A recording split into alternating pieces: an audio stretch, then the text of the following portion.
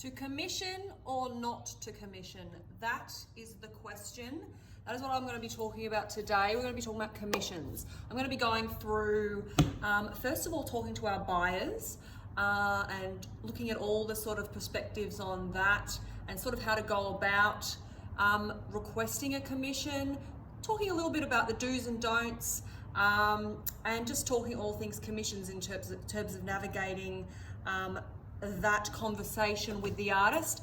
Then I'm going to be going to talk to our artists, my fellow artists, and talk about how to maintain integrity, how to maintain your own beautiful practices, and how to really remain true to who you are with that balance of taking on a commission. So it can be really important because there has been times when I have heard some really sad stories about artists who are no longer artists because of commissions. So we don't want that. We want to be able to find a clear, beautiful, symbiotic kind of language between the artist and the buyer.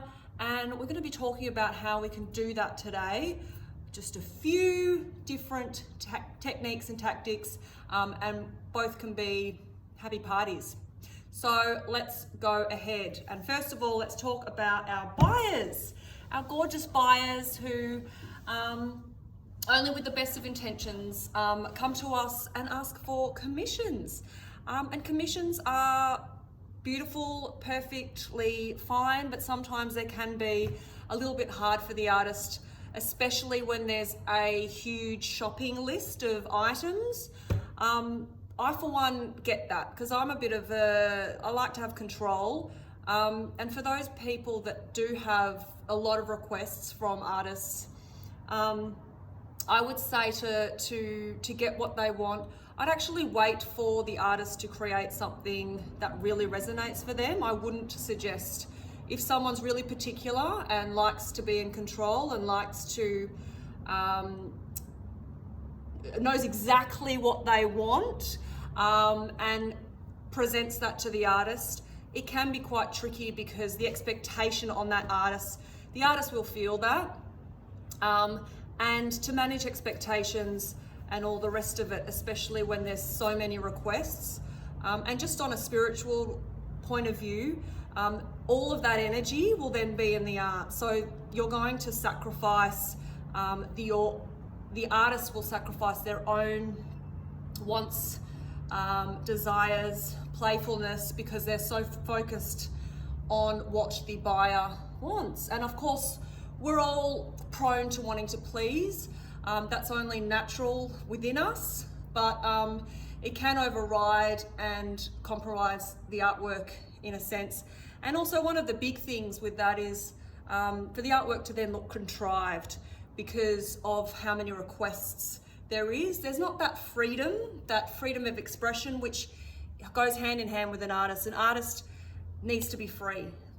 Art is energy, and energy likes to be free. It needs to be fluid, it needs to move, it needs to oscillate, it needs to move in directions. And when we have these barriers and boundaries and things that are required from the buyer, it tends to make blocks. And then what happens, you will see that in the artwork in terms of it not being the artwork taking on a contrived or more controlled, or the energy will be there in the art and you will see it.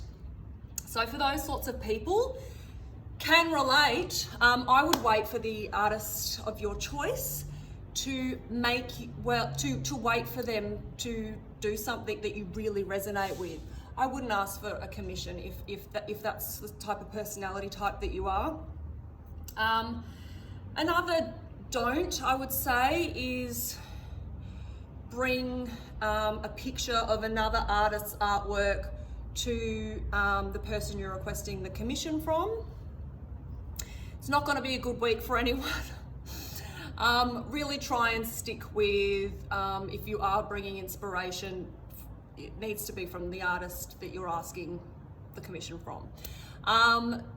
That's important, I think. Yeah, and it's just just work with the artist. We are here, and I'm pretty sure most artists are open to having a discussion and having and negotiating what can be done and what cannot be done. Some artists are a lot more freer. Other artists that tend to feel more energy and feel like myself, feel the expectations of the person making the commission. It can be a lot harder for us, but I'm a big woman, and I have ways in which I can talk to you to negotiate different things, and I will just tell you my boundaries. And it's really simple. You either come on board with that or you don't. So really just open up the conversation with the artists. We're really happy to help and really happy to sometimes accommodate your needs and sometimes not, and that's perfectly fine. So with that said, I will talk to the artists now and really talk to you guys about how you can take on commissions without a feeling of massive expectation, without the feeling of losing the integrity for your own work, and to really feel empowered by the choices that you make and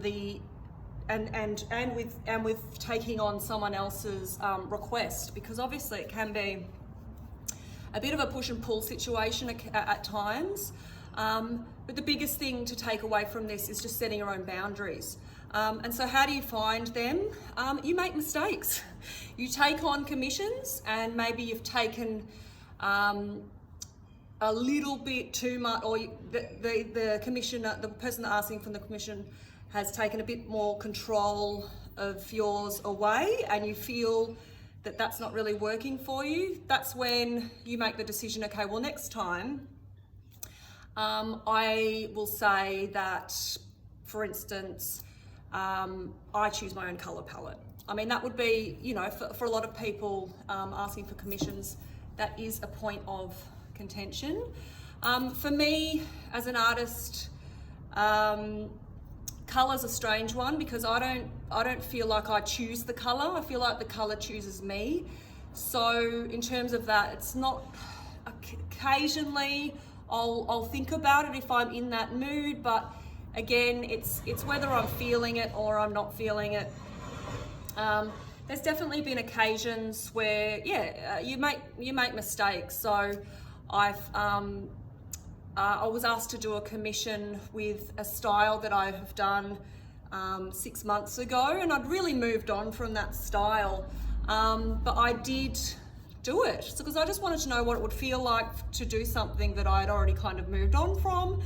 And look, probably the financial gain was something that I was keen on getting at the time, but I really learnt from that lesson.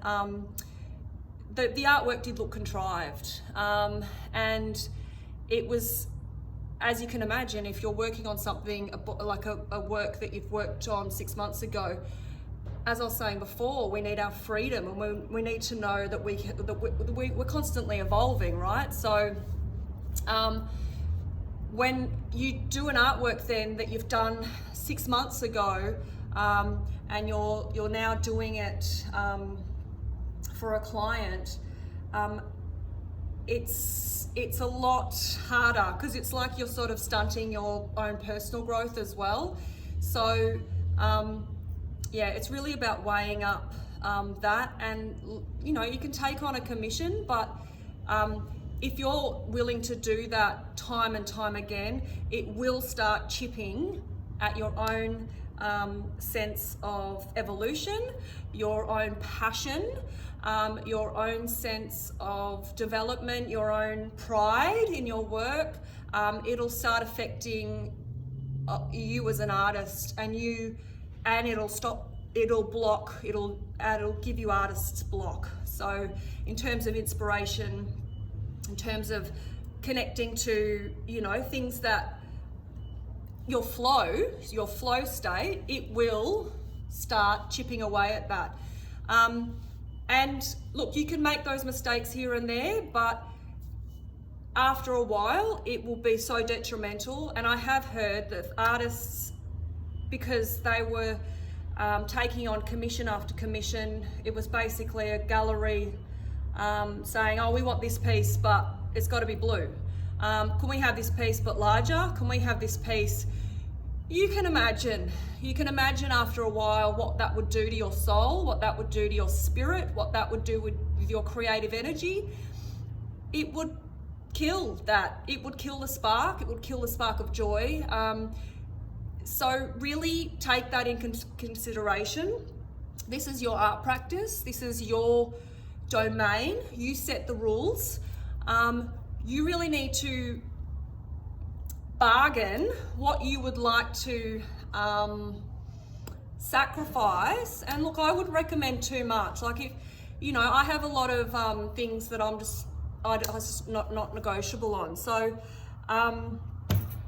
one of those things is color, obviously, but look, I'm always open to hear what a buyer has to say, but in terms of my practice, it's all about finding out what works for me in my integrity, so I don't lose everything that I just talked about then, but also my own personal style, because we are talking about someone coming in, and if they come in with a huge shopping list of things, is it really going to be your piece or is it going to be theirs? So they're the kinds of questions you need to ask. And look, I know a lot of people will be saying, oh, but Nadia, like, you know, we've got to buy, you know, we're living in an economy, we need to, you know, have food on the table, you know, it's easy for someone to say, but at the end of the day, if you're going to lose your creative spirit, what makes you tick and who you are, is it really worth it? And your work will be compromised in the end after, if you keep doing that. You're allowed to do it and make a mistake and learn from it, but if you keep doing that, it will affect your art, it will affect your pride, your soul, your creative inspiration, it'll affect everything. So I'm going to keep it kind of short. Is there anything that I have missed? So there is one other thing I was going to mention. Because I find, for me personally, the pressure of expectation, I find that really, I struggle with it. So one of the boundaries that I've created for myself is I say to the buyer that, and they love this one, by the way, that I say, you have no obligation to purchase the artwork after it's completed. No buyer has ever said no afterwards. It's just a rule I like to say. The reason for this is it takes all the expectation off the buyer, and it takes all the expectation off me as the artist. I can just feel free and not feel like there's this sense like, oh, they've got to like this. There's none of that, because I've safeguarded myself from that. You can use that if you would like. So that's it, guys. I really just wanted to get that across. I think I really do maintain integrity when it comes to commissions now. I've learned a lot along the way, and I've made mistakes, and you know, it's important to do that as well. So get out there, do it. Get out there and get your hands dirty, go gardening, go fishing, go skydiving. Do whatever you need to do to get back to you, and I'll see you next time. Thanks, guys. Oh, quickly, I have a YouTube channel. If you're watching this on Instagram, find me on YouTube and you'll never miss a video. If you're on YouTube and watching this, go find me on Instagram. I'll have all the details and links in the description. So, love you guys. Mwah! Happy arting.